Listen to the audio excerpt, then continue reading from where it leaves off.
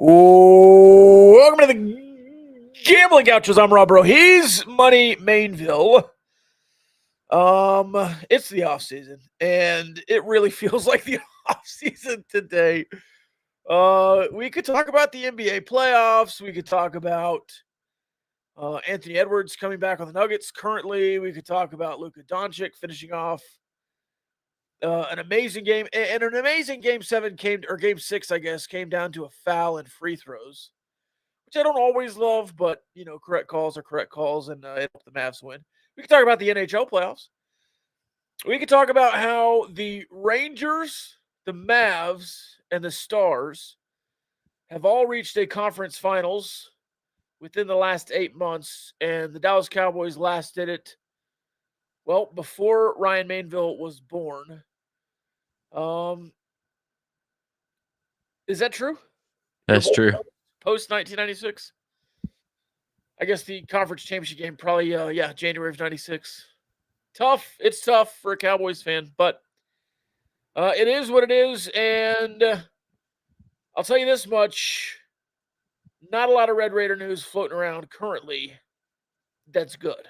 I do have one thing we didn't talk about in the pre-show meeting that came out over the weekend that's not good.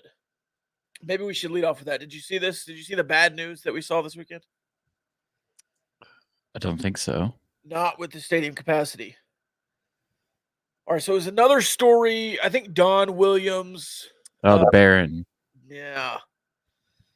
The Red Baron. Scale of 1 to 10, how worried are you about that shoulder? Before I kind of read some of the Don tweets. 6. Yeah. Yeah, and I think that's generous. Man, Ryan, I might be a 7 or 8. I don't want to be, but some of these Joey Maguire quotes were just not good. And not that they were bad form for him to say, it's just you kind of have to read between the lines a little bit, and it seems sinister. Maybe it's not. Maybe it's all up and up, just like he's saying, but it certainly doesn't feel that way. I feel like everyone was about, or I shouldn't say everyone. I feel like the majority opinion after he got pulled from spring practice was like a 9. Like everyone was freaking out. Sure. And around then I was maybe like a 3, just because, it kind of made sense. He's been banged up quite a bit in his career, played through the injury quite a bit last season. Like he obviously was not whole even when he was playing. So I was kind of skeptical about being overly concerned. But the longer this kind of drags out, like I was almost hoping, like I don't know when that decision was made. I would guess late March. I would have to find a date on it, but late March, early April. It doesn't feel like there's been a lot of positive updates anytime we've heard about it, and I think that's kind of what I've been waiting for. But there was even an appearance by Joey Maguire on a podcast, failing to remember the name. My apologies. But 1 star or something? Yeah, something along those lines. But even his quote was like, "Hey, Barron would be the first guy to tell you that like he'd be ready to go and he'd be the starting quarterback." But then like the ending of the quote was like, "Yeah, we just still want to give him some time to get the shoulder to where we want to be." And it's like, okay, well that means it's not where you want it to be right now, which is obviously, I think if you're reading in between the lines is kind of what pulling him out of spring practice means. But still, it's like that does not sound positive. That does not move my worry scale towards the lower end. Here are, and Don Williams has written a full piece about this, but this is what he selected, some quotes just on Twitter. Baron Morton was in Jacksonville this week, getting guidance on how to take care of his injured shoulder and be more biomechanically efficient. Saw the guys who have worked with Brock Purdy, Caleb Williams, Anthony Richardson. Joey Maguire and James Morton, his dad, said Baron Morton saw team doctor Kevin Crawford, that's 1. Texas Rangers team doctor Keith Meister, that's 2. And LA orthopedic surgeon Deal El Attaché, That's 3 doctors. We've gone to 3 different guys, Joe McGuire said, and has been like, you don't want to have surgery unless it's have to. The guys that are having surgery on this, they have to have surgery. We've considered it. We just want to be that last resort if he has to have it. If you're getting to the point where you've considered it, it seems to me that it's still fairly messed up. Now, he still has several months to rehab, to get right, to learn new things to do. But when I think of Texas Tech sports, I always tend to think of the worst case scenario because you want to prepare yourself, right? Well, worst case scenario right now is July 1st or whatever deadline they've given themselves. He's not going to be ready and he's going to have the surgery and he's going to miss a full season to rehab. That's worst case scenario. I'm not saying that's going to happen. I'm not saying that that is anything I've heard or am trying to break news here. I'm just saying that is the worst scenario. The best scenario is that this doctor gives him some plyometrics or stretches or some kind of warm up, the hip dancing warm up that Dak Prescott does before games, and really allows Baron Morton to get a great range of motion in his shoulder that allows him to play a full season. So, you know who I would be hiring? Bobby Stroop. That is Patrick Mahomes' trainer that he's basically moved Kansas City with him. That's who I would hire. Yeah, because he does a ton of flexibility and mobility stuff with Mahomes. So whenever he crazy stuff takes the sacks that he takes at times, he doesn't break in half. But there was that sack in the Super Bowl, or maybe it was a scramble, where he got like folded in half. Yes. And like if somebody did that to me, like wouldn't call myself an athlete, but I'm young. I'm durable. Sure. If somebody did that to me, I would be on the couch for weeks. So I think anything you can do to really improve mobility, and I don't really know what the issue is with Barron. Like I'm not a doctor. I'm not a sports physician in any way. But it feels like he's just gotten kind of a bad hand almost on kind of some of the hits that he's taken, where he's landed on his shoulder at times. I don't know if like his mechanics specifically are making that worse or if there's something he can do better. I'm just not that in tune with all the nuances of playing quarterback, but I definitely don't think it hurts to kind of go through some of that and develop some more mobility, flexibility, even like pliability of just like when your arm gets bent in this way, you're going to be a little bit more ready for it.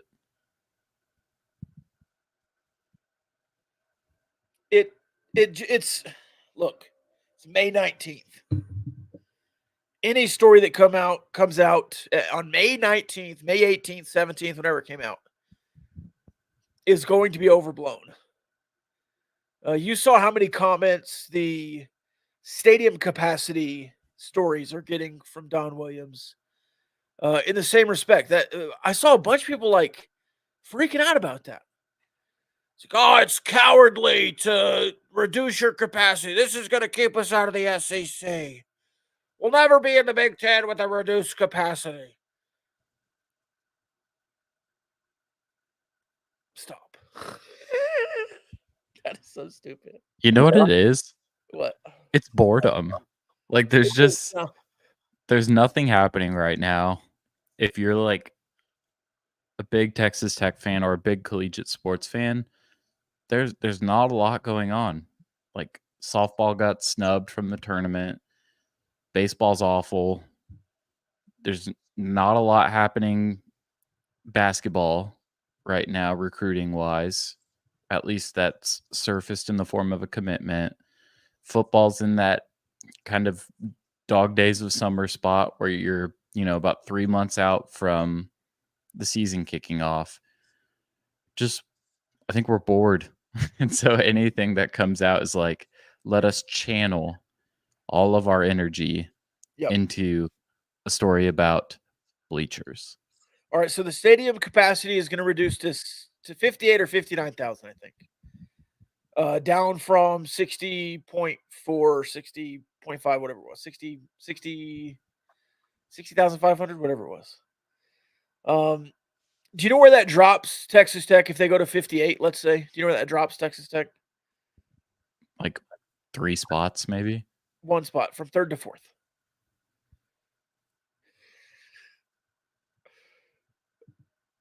It's negligible. Yeah, I don't hate it. Here are the stadium capacities. BYU 63.7, Iowa State 61.5, West Virginia dead on 60,000, Oklahoma State 55.5, Arizona State 53.5, Utah 51, Arizona 50,800, Colorado 50,000, Kansas State 50,000, Kansas 47, Amon G. Carter 47, UCF 45, Baylor 45, Houston 40, Cincinnati 38.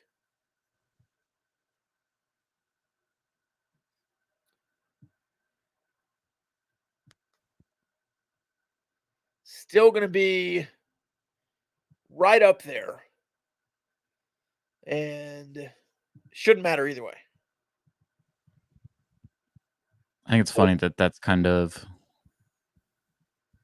the main talking point. I mean, again, like it's boredom. It's the most recent thing, so it makes sense that it would be talked about as much. But like the renovations are going to look awesome.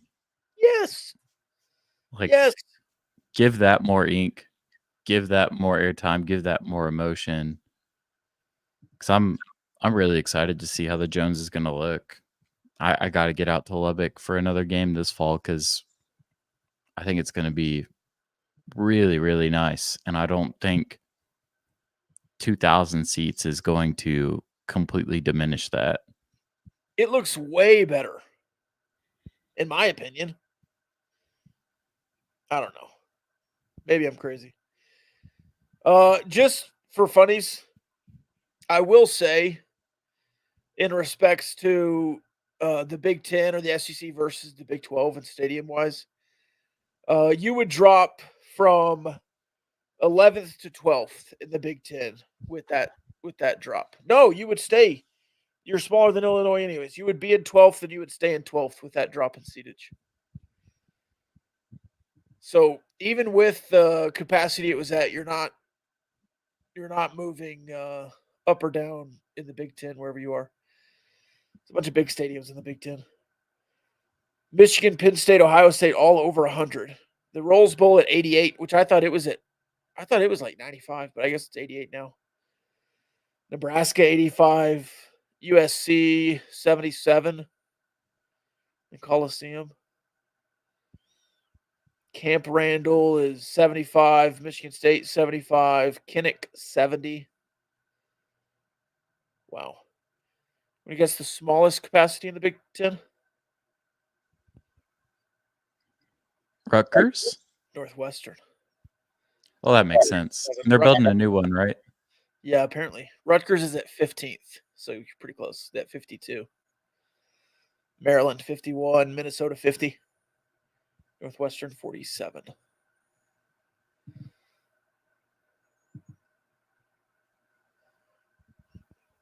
That's pretty crazy.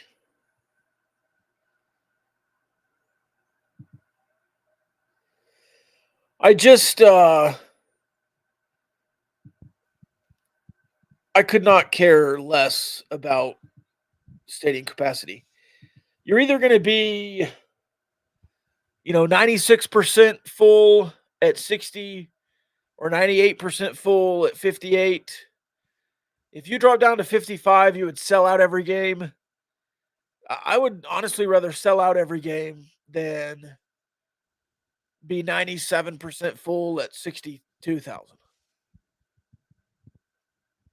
I don't know. It really does not matter to me. Yeah, I feel like I would have a lot more to say if this was like an increase or a decrease by like 10K, Yeah. 5K even.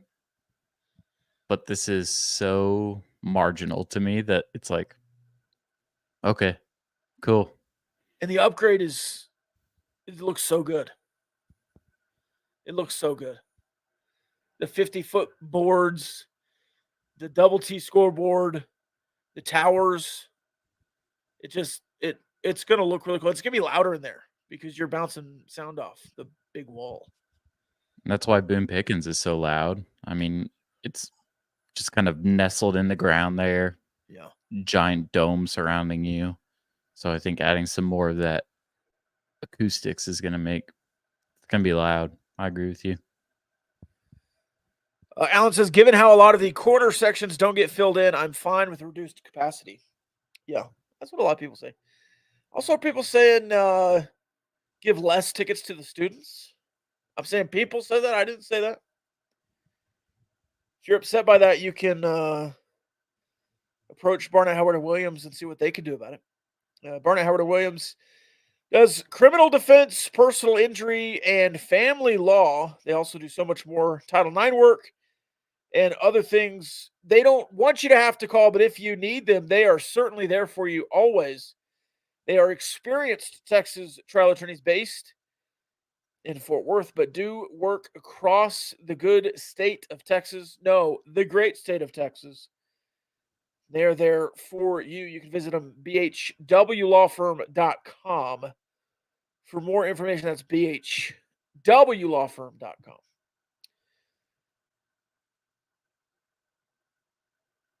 Ryan says, going to be so hot with no wind allowed in now. But I'm here to bake with 60K of my closest friends, 58,000. Just to have it correct there. I bet some wind will still sweep in there. It's Lubbock. Yeah. Yeah, I think it'll still, it might make it more aerodynamic, swirl around more. I don't know. We'll see. Like a Heinz Field effect. All right. So we discussed the stadium capacity. We discussed Baron Morton's shoulder. There was a news and note on Josh Young. Josh Young has been out since game 4 of this year. The Rangers have certainly struggled, losing a series to the Angels at last check. The Angels with Ron Washington and not Mike Trout. That got Evan Grant to thinking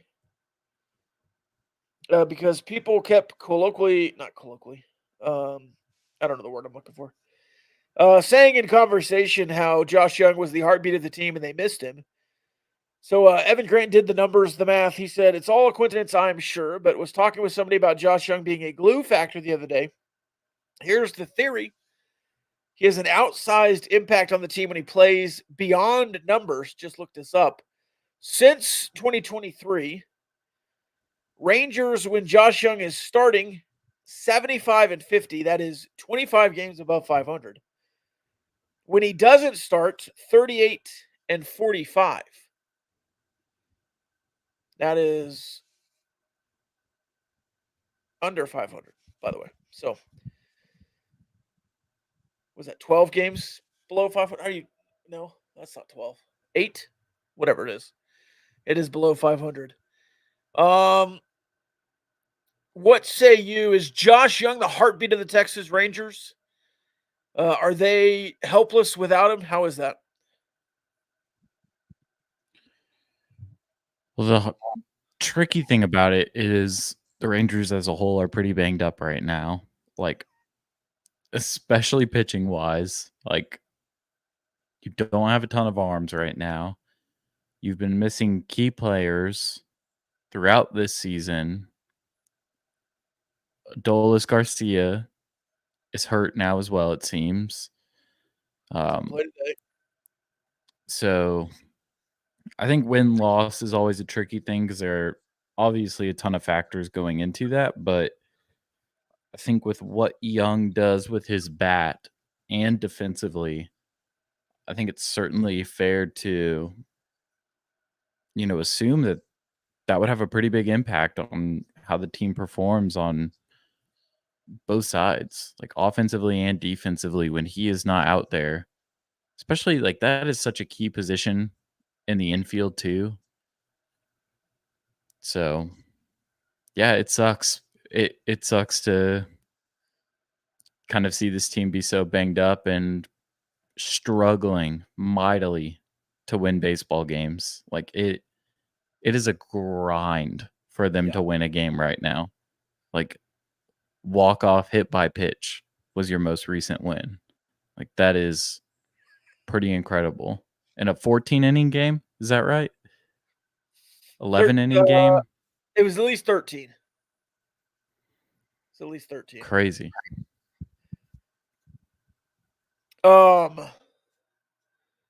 Yeah, I wonder because it's not like Josh Young isn't in the around the team, at practice or in the locker room. I'm sure he's off doing rehab and whatever else, but it's not like he's just completely absent, right? I mean, he's around, so. But I do wonder how much of it is Josh Young is focused and has leadership qualities that the team misses right now. I know Seager and Simeon are kind of quiet leaders. Um, I wonder if Josh Young is more vocal. I don't know, but I will say to your point, how much of that coincides with Eovaldi missing starts and Dane Dunning missing starts, and the bullpen being up and down. Even into last year, where Josh Young gets hurt in the back half, Eovaldi struggled. Jordan Montgomery came in and was good, but he struggled a little bit at the beginning, and then was just electric in the playoffs. That was after Josh Young had come back. So I want to believe that Josh Young is this huge piece and the Rangers can't win without him.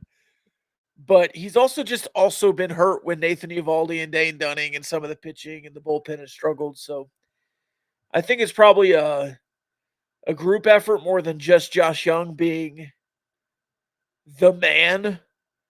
But I don't think you can discount it off immediately. I think you have to at least give it some credence. Have you ever been hit in the forehead with a 110-mile-an-hour foul ball? Can't say that I have.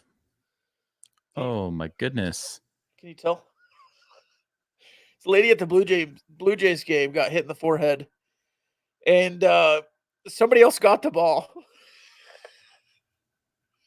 They didn't give it to her. If a woman got hit in the face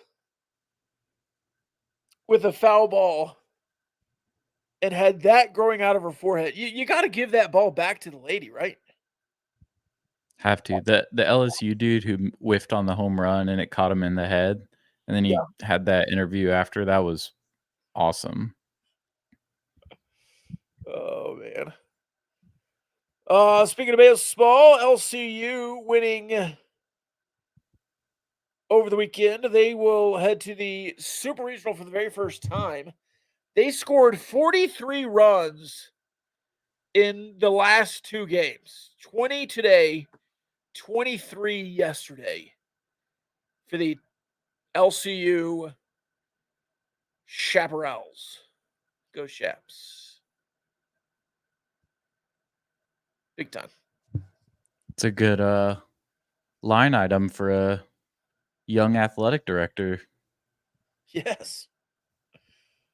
Just a few minutes in to his, or a few months, I mean. By the way, the Timberwolves down 17-20. Down 20 in the second half. Is that true? It was large. They're now up 10 with 3 minutes to go. Yeah, it's a game. I've got it on right above your head. That is amazing. All right, I will say we generally do this for the Patreon episode on Wednesdays with Tech Hoops Guy, but we're going to give you guys a little bit of the good stuff here on the free Republic of Football feed. Going to get some mailbag questions out of the way. I saved a few of you for you, Money specifically, from the Wednesday episode. Does money have a good coffee shop recommendation? And this is anywhere in the world. And I don't know if he just means like just hey, you're walking into any coffee shop. What coffee do you recommend? Like, is it pour over, americano, flat white? What are you getting? Or if there's a specific coffee shop that you want to recommend? Either way, Yeah, if I'm going to a shop, I'm usually exclusively an iced Americano guy. Um, and then if there's another offering on the bar that sounds good, I'll get that in a separate shot. But anytime I'm at a shop, I'm usually drinking it there because I love coffee shops. For specific shops in Lubbock, I really like Gold Stripe.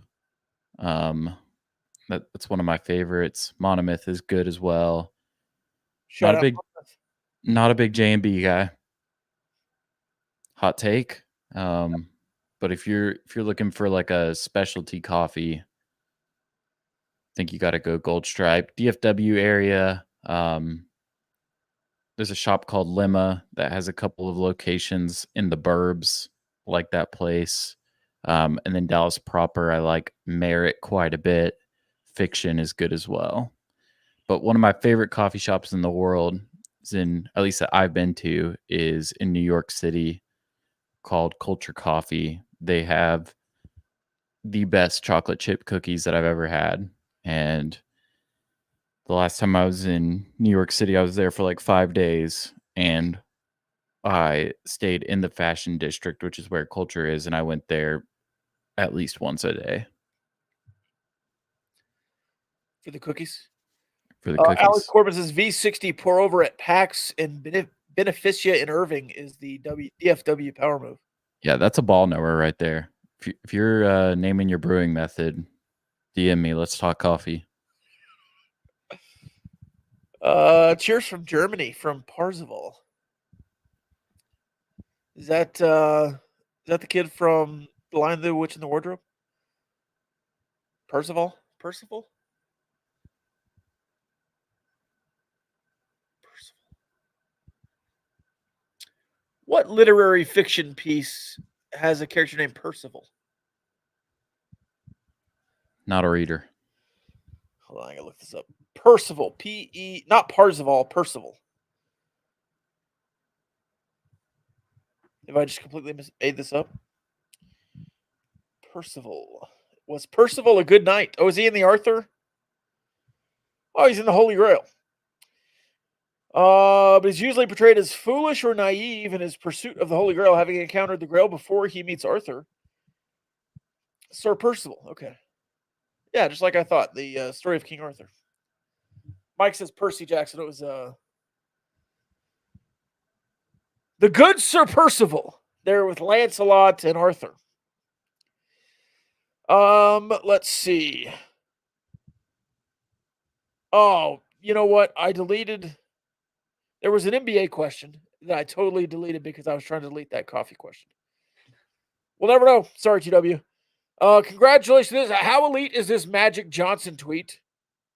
Congratulations to Stephen Curry on winning his second PBWA Magic Johnson Award, honoring a player who displays cooperation and grace in dealing with the media and fans both on and off the court.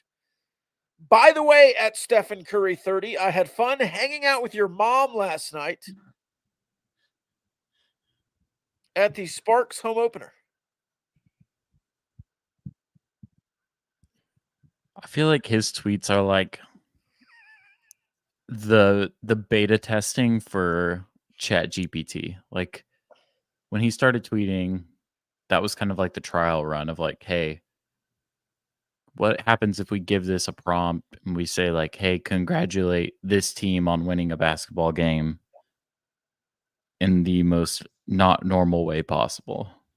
I love his tweets because they're all, the Mavs. Congratulations to the Mavs for winning Game 7. Luka Doncic scored 30. Like, yeah, thanks, man. And it's usually like 3 or 4 days after the thing happened, which makes it even better. Is Scotty Scheffler the most likable Longhorn of all time? Is this before or after he drug a police officer for 30 feet? That is after. That is post. That is post jail time. Scheffler. Is he the most likable Longhorn of all time? I still like Ricky Williams. I don't have any problem with Ricky Williams. I liked Spieth. Spieth gave the somebody's saying Spieth gave the gums up with some picadors one time. I think he was fooled into it.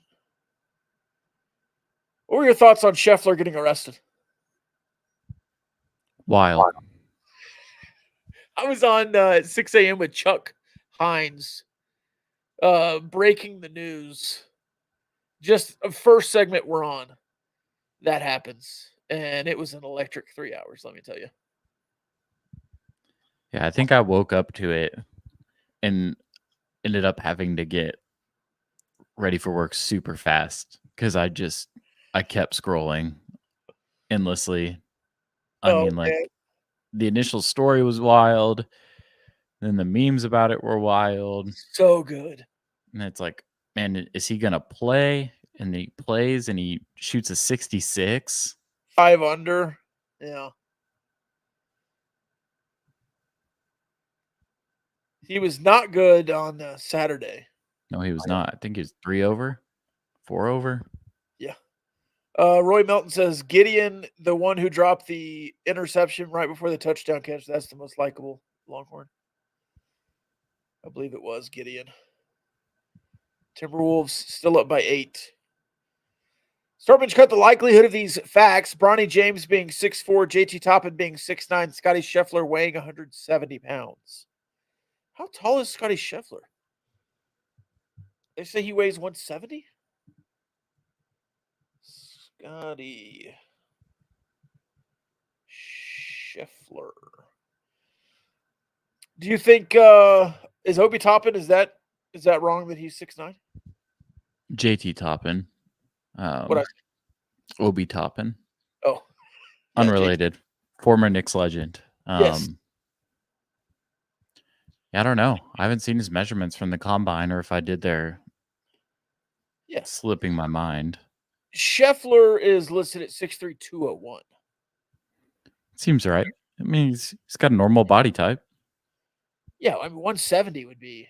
I thought he was taller than that, so 170 is crazy. Light. Yeah, 201.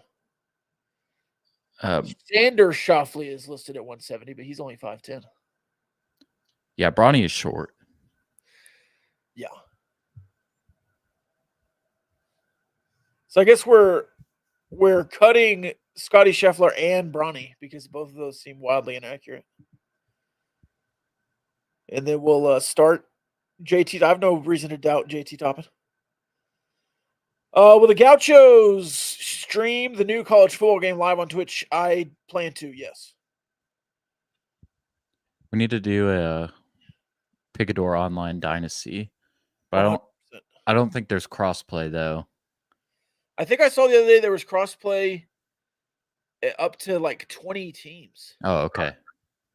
I think I saw with next gen consoles. So it might just be the latest Xbox and the PS5, which would probably limit who could play it. But I'm gonna have to buy a PS5. We'll wait for him. Wait for him on that one. Oh, that's a good one. Who will be the highest rated Texas Tech player in college football 25? Tosh Brooks. Gotta be. Follow up. What will his rating be?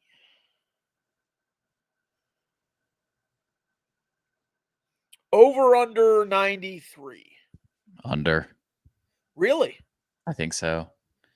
I think he's thought of nationally as a top 10 back. You don't think there's 10 running backs that are ranked 93 and higher?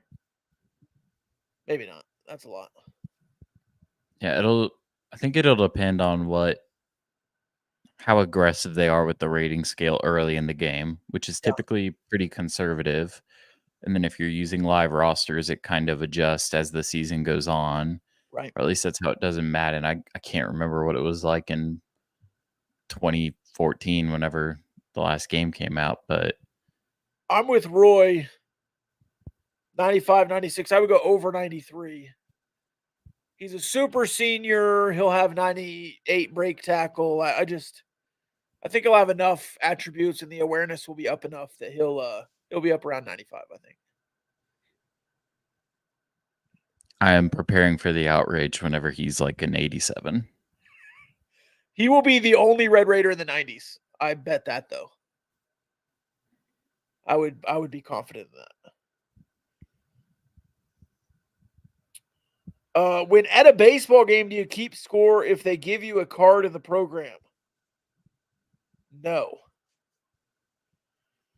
Would you buy a scorebook just to keep score for fun? No. But the only baseball games I've been to this season, I have kept the book because I've been calling them on the radio. So technically, yes. Timberwolves win. That was crazy. Go Wolves. Happy for Kyle. Shout out Kyle Jacobson. Wolves legend. Yes or no, Anthony Edwards is an illegitimate son of Michael Jordan? Probably. He's got to be, right? Has to be. All right, I'm going to save the rest of these for Wednesday. The three of us probably will be in on Wednesday. We'll see what happens. We'll end with this one on a scale of 1 to 10 based on the quotes we saw this week. How concerned are you about Baron Morton's shoulder? I think you said 6. Yeah, still 6. I still think I'm a 7 or 8. I'm fairly. I don't want to be concerned, but I am concerned. I also think I'm really talking myself into Cameron Brown. Like, I think Baron Morton is QB1 and should be, but the more that I see on Brown, the more that I hear about him, the more that I read about him, I'm excited about what he can do, even if it's just in some special packages next year. I think he's going to be fun. I hope they use him like they wanted to use Donovan Smith after a year of using Donovan Smith. Because I really feel like they were using Donovan really well down the stretch in that season.